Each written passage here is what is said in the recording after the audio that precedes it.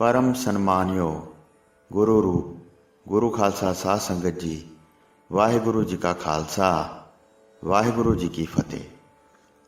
एक दिन सवेरे सवेरे सच्चे पातशाह श्री गुरु गोबिंद सिंह साहिब जी महाराज उठे ਤਾਂ ਕੁਝ ਕਾਲੇ ਜਾਪਦੇ ਸਨ। ਸਰਦੀ ਵੀ ਵੱਧ ਰਹੀ ਸੀ, ਭਾਵੇਂ ਅਜੇ ਪਹਾੜਾਂ 'ਤੇ ਬਰਫ਼ ਨਹੀਂ ਸੀ ਤੇ ਪਾਲਾ ਚਮਕਿਆ ਨਹੀਂ ਸੀ, ਪਰ ਅੱਗੇ ਤੋਂ ਪਾਲਾ ਵਧੀਕ ਸੀ। ਅੱਜ ਸਵੇਰੇ ਗੁਰੂ ਜੀ ਬਿਸਤਰੇ ਵਿੱਚੋਂ ਚਿਰ ਕੇ ਉੱਠੇ, ਦੀਵਾਨ ਵਿੱਚ ਵੀ ਚਿਰ ਕੇ ਅੱਪੜੇ ਸੀ। ਬਹੁਤ ਪਾਲੇ ਦੀ ਆਵਾਜ਼ ਦੇ ਰਹੇ ਸਨ ਤੇ ਕਹਿ ਰਹੇ ਸਨ, ਬੜਾ ਪਾਲਾ ਲੱਗਦਾ ਹੈ, ਹੱਡ ਕੜਕਦੇ ਹਨ। ਸਾਧ ਸੰਗਤ ਜੀ, ਇਹ ਗੱਲ ਪੌਂਟਾ ਸਾਹਿਬ ਦੀ ਹੈ। ਕਦੇ ਕਦੇ ਕਹਿ ਜਾਂਦੇ ਸਨ, ਉਮਰ ਵੱਡੀ ਹੋ ਗਈ ਹੈ।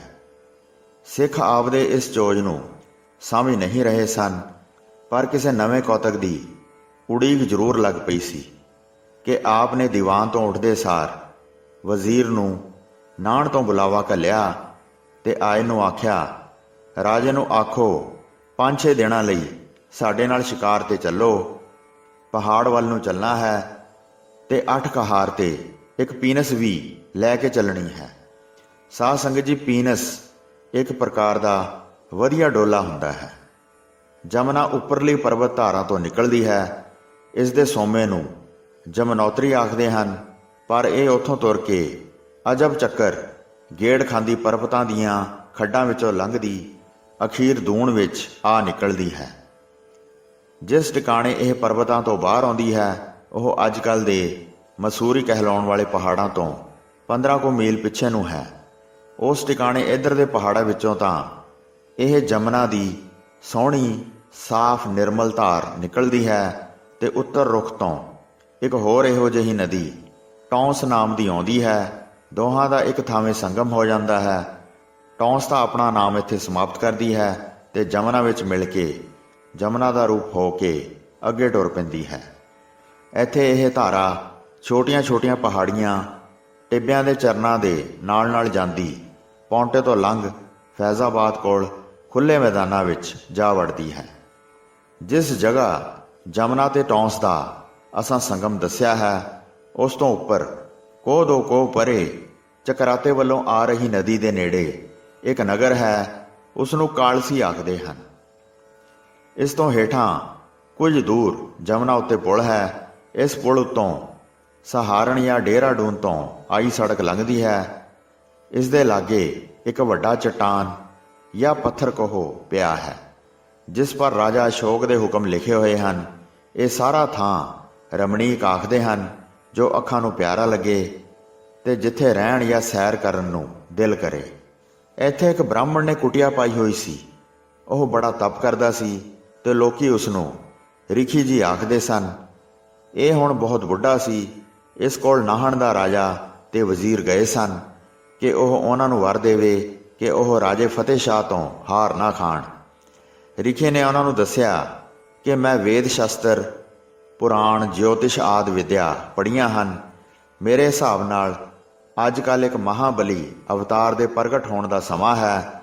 ਮਹਾਬਲੀ ਬੜੇ ਤਕੜੇ ਨੂੰ ਆਖਦੇ ਹਨ ਤੇ ਅਵਤਾਰ ਆਖਦੇ ਹਨ ਪਰਮੇਸ਼ਰ ਦੀਆਂ ਕਲਾਂ ਵਾਲਾ ਜੋ ਮਨੁੱਖ ਹੋ ਕੇ ਜੰਮੇ। ਪ੍ਰਗਟ ਹੋਣਾ ਕਹਿੰਦੇ ਹਨ ਉਸ ਦੇ ਦੁਨੀਆ ਵਿੱਚ ਕੰਮ ਕਰਨ ਲੱਗ ਪੈਣ ਤੇ ਉਜਾਗਰ ਹੋ ਜਾਣ ਨੂੰ। ਇਸ ਰਿਖੀ ਨੇ ਉਹਨਾਂ ਨੂੰ ਥੌ ਪਤੇ ਦੱਸੇ ਸਨ, ਜਿਨ੍ਹਾਂ ਤੋਂ ਰਾਜਾ ਤੇ ਵਜ਼ੀਰ ਨੇ ਸਮਝ ਲਿਆ ਸੀ ਕਿ ਇਹ ਸਾਰੀਆਂ ਨਿਸ਼ਾਨੀਆਂ ਤੇ ਪਤੇ ਅਨੰਦਪੁਰ ਵਾਲੇ ਸ਼੍ਰੀ ਗੁਰੂ ਗੋਬਿੰਦ ਸਿੰਘ ਜੀ ਦੇ ਨਾਲ ਮਿਲਦੇ ਹਨ। ਸੋ ਰਾਜਾ ਨੇ ਜਾ ਕੇ ਪਤੇ ਕਢਵਾਏ ਤਾਂ ਥੌ ਪਿਆ ਕਿ ਸ਼੍ਰੀ ਗੁਰੂ ਜੀ ਨੂੰ ਬਿਲਾਸਪੁਰ ਦਾ ਰਾਜਾ ਕੁਝ ਔਖ ਦੇ ਰਿਹਾ ਹੈ। ਤਾਂ ਰਾਜੇ ਨੇ ਆਪ ਨੂੰ ਬੜੇ ਆਦਰ ਨਾਲ ਆਪਣੇ ਰਾਜ ਵਿੱਚ ਸੱਦ ਘੱਲਿਆ ਸੀ ਤੇ ਪੌਂਟੇ ਡੇਰਾ ਕਰਵਾ ਦਿੱਤਾ ਸੀ। ਰਿਖੀ ਨੇ ਜਦੋਂ ਪਤੇ ਦੱਸੇ ਸਨ ਤਾਂ ਆਖਿਆ ਸੀ ਕਿ ਉਸ ਦੀ ਸ਼ਰਨ ਲਓ, ਉਹ ਤੁਹਾਡੀ ਰੱਖਿਆ ਕਰੇਗਾ। ਨਾਲ ਇਹ ਵੀ ਕਿਹਾ ਸੀ ਕਿ ਮੈਨੂੰ ਉਸ ਦੇ ਦਰਸ਼ਨ ਕਰਾਉਣੇ। ਮੈਂ ਹੁਣ ਬੁੱਢਾ ਬਹੁਤ ਹੋ ਗਿਆ ਹਾਂ ਤੇ ਤੁਰ ਫਿਰ ਕੇ ਟੋਲ ਨਹੀਂ ਕਰ ਸਕਦਾ। ਪਰ ਰਾਜੇ ਨੂੰ ਰਿਖੀ ਦੀ ਇਹ ਗੱਲ ਭੁੱਲ ਚੁੱਕੀ ਸੀ। ਰਿਖੀ ਹੁਣ ਕਮਜ਼ੋਰ ਹੋ ਰਿਹਾ ਸੀ। ਸਿਆਲੇ ਦੀ ਠੰਡ ਬਹੁਤ ਲੱਗਦੀ ਸੀ, ਪਰ ਉਹ ਗੁਰੂ ਜੀ ਨੂੰ ਯਾਦ ਕਰਦਾ ਤੇ ਮਨ ਹੀ ਮਨ ਮਿੰਨਤਾਂ ਕਰਦਾ ਰਹਿੰਦਾ ਸੀ ਕਿ ਮੈਨੂੰ ਮਰਨੇ ਤੋਂ ਪਹਿਲਾਂ ਦਰਸ਼ਨ ਜ਼ਰੂਰ ਦਿਓ। ਉਸ ਦੀ ਇਹ ਮਿੰਨਤਦਾਰੀ ਗੁਰੂ ਜੀ ਪੌਂਟੇ ਬੈਠੇ ਮਨ ਹੀ ਮਨ ਸੁਣ ਰਹੇ ਸਨ। ਤਦੇ ਹੀ ਅੱਜ ਬੁੱਢੇ ਵਾਂਗੂ ਪਏ ਆਖਦੇ ਸਨ, ਬੜਾ ਪਾਲਾ ਲੱਗਦਾ ਏ। ਕਦੇ ਆਖਦੇ ਸਨ, ਹੱਡ ਕੁੜਕਦੇ ਹਨ। ਕਦੇ ਕਹਿੰਦੇ ਸਨ, ਉਮਰ ਵੱਡੀ ਹੋ ਗਈ ਹੈ। ਉਹ ਗੱਲਾਂ ਜੋ ਰਿਖੀ ਆਪਣੀ ਕੁਟੀਆ ਵਿੱਚ ਪਿਆ ਆਖਦਾ ਸੀ, ਆਪ ਜੀ ਦੇ ਮੂੰਹੋਂ ਨਿਕਲਦੀਆਂ ਸਨ। ਇਸ ਕਰਕੇ ਗੁਰੂ ਜੀ ਰਿਖੀ ਨੂੰ ਦਰਸ਼ਨ ਦੇਣ ਜਾਣਾ ਲੋਚਦੇ ਸਨ। ਆਪ ਰਾਜੇ ਵਜ਼ੀਰ ਨੂੰ ਸਦਵਾ ਕੇ ਨਾਲ ਲੈ ਕੇ ਰਿਖੀ ਨੂੰ ਦਰਸ਼ਨ ਦੇਣ ਟੁਰ ਹੀ ਪਏ। ਰਿਖੀ ਦਾ ਇੱਕ ਗੱਭਰੂ ਸੇਵਕ ਸੀ। ਉਸ ਦਾ ਨਾਂ ਸੀ ਚਾਂਦੋ। ਉਹ ਬੜਾ ਸਿੱਧਾ ਸਾਦਾ ਪਿਆਰ ਵਾਲਾ ਤੇ ਕਹੀ ਗੱਲ ਸਿਰੇ ਚਾੜਨ ਵਾਲਾ ਬਾਲਕ ਸੀ ਅਤੇ ਸਾਦੀ ਪਰ ਸੁਥਰੀ ਅਕਲ ਰੱਖਦਾ ਸੀ। ਅੱਜ ਜਦ ਗੁਰੂ ਜੀ ਉੱਧਰ ਗਏ ਤਾਂ ਇਹ ਬੱਚਾ ਕੁਟੀਆ ਤੋਂ ਪਰੇ ਨਦੀ ਦੇ ਹੇਠਾਂ ਵਾਲੇ ਪਾਸੇ ਵੱਲੋਂ ਆ ਕੇ ਟੋਲ ਪਿਆ ਕਰਦਾ ਸੀ।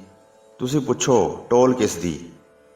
ਰਿਖੀ ਨੇ ਉਸ ਨੂੰ ਕਹਿ ਛੱਡਿਆ ਸੀ ਕਿ ਬੱਚਾ, ਮੇਰਾ ਸਰੀਰ ਹੁਣ ਬਹੁਤ ਢਿੱਲਾ ਹੈ, ਇਹ ਮਤੇ ਅਚਾਨਕ ਮਰ ਜਾਏ, ਸੋ ਤੂੰ ਮੇਰਾ ਇੱਕ ਸੁਨੇਹਾ ਯਾਦ ਕਰ ਛੱਡ। ਇਹ ਸੁਨੇਹਾ ਤੂੰ ਗੁਰੂ ਅਵਤਾਰ ਨੂੰ ਦੇਣਾ ਹੈ। ਫਿਰ ਉਸਨੇ ਸੁਨੇਹਾ ਉਸ ਨੂੰ ਯਾਦ ਕਰਵਾਇਆ। ਫਿਰ ਗੁਰੂ ਅਵਤਾਰ ਦੀ ਸ਼ਕਲ ਸੂਰਤ ਤੇ ਨਿਸ਼ਾਨੀਆਂ ਦੱਸੀਆਂ ਤੇ ਕਿਹਾ ਕਿ ਫਿਰਦੇ ਟੁਰਦੇ ਖਿਆਲ ਰੱਖਿਆ ਕਰੀਂ। ਜੇ ਮੈਂ ਮਰ ਗਿਆ ਤਾਂ ਤੂੰ ਢੂੰਡ ਕਰੀਂ, ਜੇ ਤੈਨੂੰ ਮਿਲ ਪਏ ਤਾਂ ਮੇਰਾ ਸੁਨੇਹਾ ਸੁਣਾ ਦੇਈਂ। ਸੁਨੇਹਾ ਇਹ ਸੀ, ਇੱਕ ਸਿੱਕਦਾ ਤਪੀਆ ਜਮਨਾ ਕਿਨਾਰੇ ਦਰਸ਼ਨਾਂ ਦੀਆਂ ਲੋਚਨਾਂ ਵਿੱਚ ਤੁਰ ਗਿਆ ਹੈ। ਉਸਦੇ ਗੋਡੇ ਗਿੱਟੇ ਟੁਰਦੇ ਨਹੀਂ ਸਨ ਜੋ ਆਪ ਲੱਭਦਾ। ਉਸਦੇ ਪਾਸ ਧਨ ਨਹੀਂ ਸੀ ਜੋ ਟੋਲ ਕਰਵਾਉਂਦਾ। ਉਸਦੇ ਪਾਸ ਮਨੁੱਖ ਨਹੀਂ ਸਨ ਜੋ ਸੂਹਾਂ ਕੱਢਦਾ।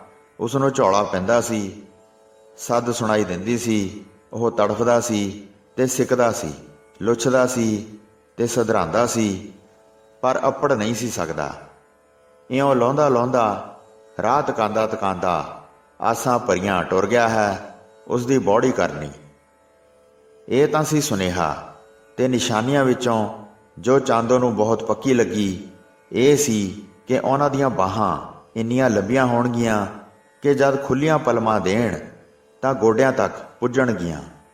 ਸੋ ਚਾਂਦੋ ਅੱਜ ਬਨ ਵਿੱਚ ਫਿਰ ਰਿਹਾ ਸੀ ਤੇ ਉਸ ਨੂੰ ਇਹ ਤੌਖਲਾ ਵੀ ਸੀ ਕਿ ਰਿਖੀ ਜੀ ਅੱਜ ਮੇਰੇ ਮੁੜ ਕੇ ਆਉਂਦਿਆਂ ਤੱਕ ਮਤੇ ਮਰ ਹੀ ਜਾਣ। ਬਨ ਵਿੱਚ ਫਿਰਦਿਆਂ ਨੂੰ ਉਸ ਨੂੰ ਗੁਰੂ ਜੀ, ਰਾਜਾ ਤੇ ਵਜ਼ੀਰ ਮਿਲ ਗਏ। ਉਹ ਉਸ ਨੂੰ ਲੱਗੇ ਕਿ ਇਹਨਾਂ ਵਿੱਚੋਂ ਕੋਈ ਹੈ ਜਿਸ ਨੂੰ ਰਿਖੀ ਯਾਦ ਕਰਦਾ ਹੈ। ਫਿਰ ਉਸਨੇ ਜਦ ਗੁਰੂ ਜੀ ਦੀਆਂ ਬਾਹਾਂ ਪਲਮ ਦੀਆਂ ਵੇਖੀਆਂ ਤਾਂ ਚਾਅ ਵਿੱਚ ਚੜ੍ਹਿਆ, ਡਰ ਭੈ ਤੋਂ ਸਖਣਾ ਹੋ ਕੇ ਭੱਜ ਕੇ ਪਾਸ ਜਾ ਪਹੁੰਚਿਆ ਤੇ ਹੱਥ ਫੜ ਕੇ ਗੋਡਿਆਂ ਨਾਲ ਲਾ ਕੇ ਬੋਲ ਉੱਠਿਆ, ਆਪ ਹੋ ਨਾ ਜੀ? ਹੈਂ ਜੀ, ਗੁਰੂ ਅਵਤਾਰ ਹੋ ਨਾ ਜੀ? ਫਿਰ ਬੋਲਿਆ, ਲੋ ਸੁਨੇਹਾ ਲੈ ਲੋ। ਤਦ ਉਹ ਸੁਨੇਹਾ ਸੁਣਾ ਦਿੱਤਾ। ਗੁਰੂ ਜੀ ਨੇ ਧਿਆਨ ਨਾਲ ਸੁਣ ਲਿਆ, ਨੈਣ ਮੁੰਦ ਲਏ, ਚੁੱਪ ਰਹੇ। ਫਿਰ ਬੋਲੇ, ਨਹੀਂ, ਰਿਖੀ ਜਿਉਂਦਾ ਹੈ। ਇਹ ਕਹਿ ਕੇ ਫਿਰ ਸਾਰੇ ਘੋੜੇ ਤੇ ਚੜ੍ਹ ਕੇ ਟੁਰ ਪਏ। ਚਾਂਦੋ ਨੂੰ ਨਾਲ ਲੈ ਲਿਆ ਤੇ ਰਿਖੀ ਪਾਸ ਜਾ ਪਹੁੰਚੇ।